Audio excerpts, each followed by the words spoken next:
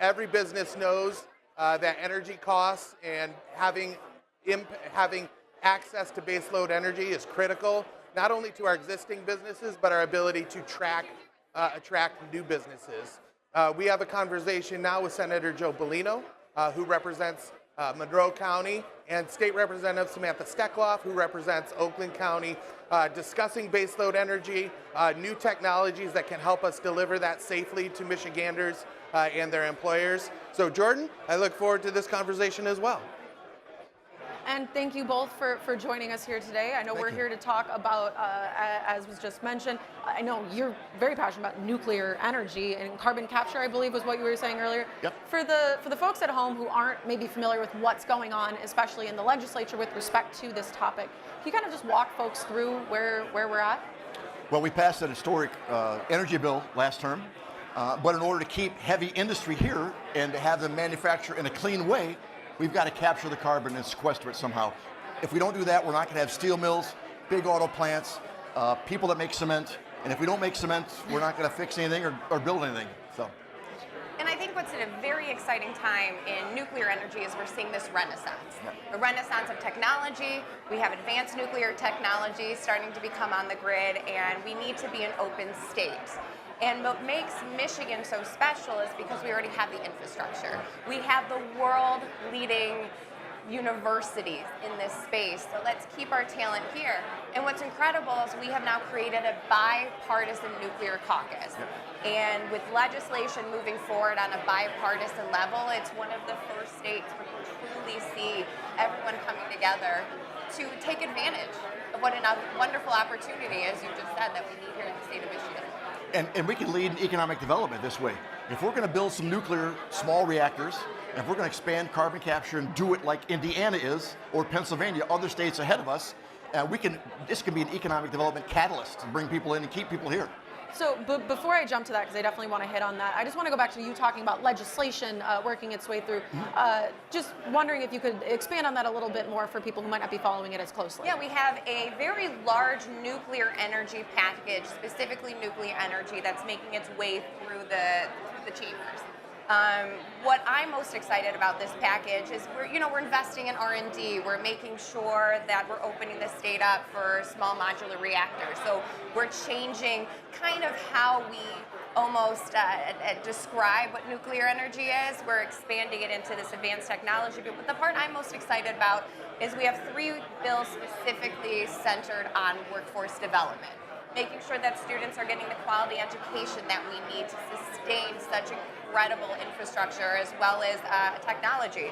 And I just think it's really important to make sure that we're investing in our young people, that there's sustainability in jobs, that they're staying here in the state of Michigan. So offering credits through scholarships, making sure that universities are available for those research dollars. And that's what I'm most excited about. So the one thing I wanted to go back to for a moment was I know for a lot of people, they hear nuclear, they think Chernobyl, they think 3 Mile Island, they think the worst. What do you have to say to folks who might be hesitant about embracing this technology again? Well, we have nuclear technology in submarines all over the world. America does. Safe as heck. Why can't we take that technology, make it a little bit bigger, and make 1,400 megawatts so that we don't have the possibility of rolling blackouts? Now, we passed this great energy bill, but the math does not add up 10 years from now. If we don't have a lot more renewables and a lot more battery storage, we're going to have rolling blackouts. So we need carbon capture for business. We need nuclear technology. We need clean gas to keep Michigan running. And so when you say carbon capture, I know that there are folks who definitely know what that means, but for the people who don't, like what are you speaking of? Like how does that work in terms of keeping this renewable energy? Okay, let's say I'm a cement plant. Yeah. I'm making cement for half the Midwest. Yep. I can capture all the carbon that comes out of the stack, reformulate it, send it back 2,000 feet in the ground where it came from. The coal came from the ground. Gold comes from the ground. All the gas, oil come from the ground. Let's put the carbon back in the ground where we got it, below the water table, way down there. Gotcha. And so in turn, that helps with? Helps keep the air clean. And that's wonderful. It helps grow jobs. Yep. And so for a moment ago when I asked about the folks who are hesitant maybe to embrace nuclear, I don't believe I gave you a chance to answer, but I was curious sort of what you would say to assuage those fears. I think there's an inherent trauma that we'll always have. But these are not the same technology that we saw in, I believe, a 7 Mile Island, 5 Mile Island, 3 Mile Island. It was one of the three. You're too young to remember. 3 Mile Island. And Chernobyl, we're not using that technology anymore.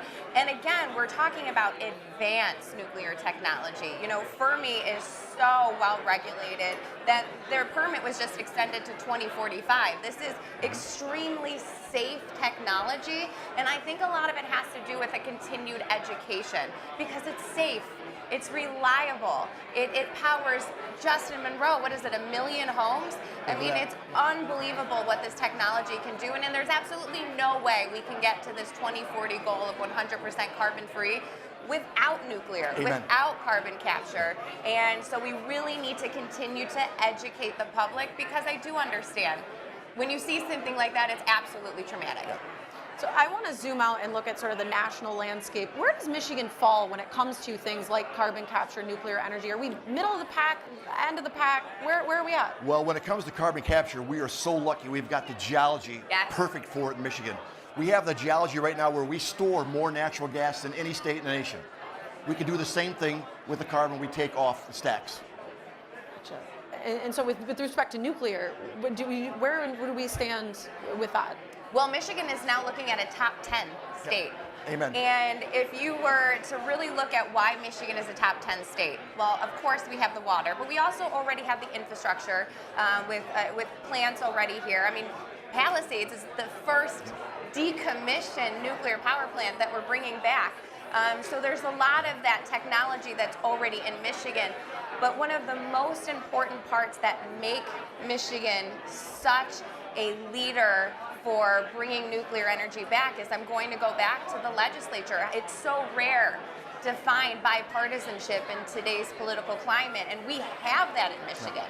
We really have that in Michigan. And when we first created that op-ed between Representative Graham Filler, who is a leader in this space, and myself, I remember getting a call from Congresswoman Haley Stevens within 10 minutes from it hitting, and it was already passed around Congress, and people saying, look at Michigan. Michigan actually is open for business. So we just need the legislation to make sure that that happens. Yeah. So if it sounds like there's so many benefits, we are set up to succeed with carbon capture, why hasn't this come to fruition yet? I suppose, what's the holdup? Well, let's start with the federal government, how they treat nuclear. Nuclear, you might as well put a big barrel in front of something when you say nuclear because people go crazy. And this is a whole new technology. So it's being experimented, it's being built around the country right now, around the world, I mean. And so we'll look at it, see what happens. Canada's got a couple prototypes going on, and we'll find the best one, and we'll build a couple here. In my district, in Monroe, we have the nuclear plant, the Fermi plant, but we can put a small SRM right next to it, use the same stack to cool down the water, save a lot of money, and build it right there. And by SRM, you mean? Small nuclear reactor. Yeah. There we go. SMR, yeah. And so I guess, in your opinion, why the hesitancy maybe to move forward in this in Michigan? At least, especially if we have a bipartisan caucus supporting it. Well, there's a lot of unknowns still.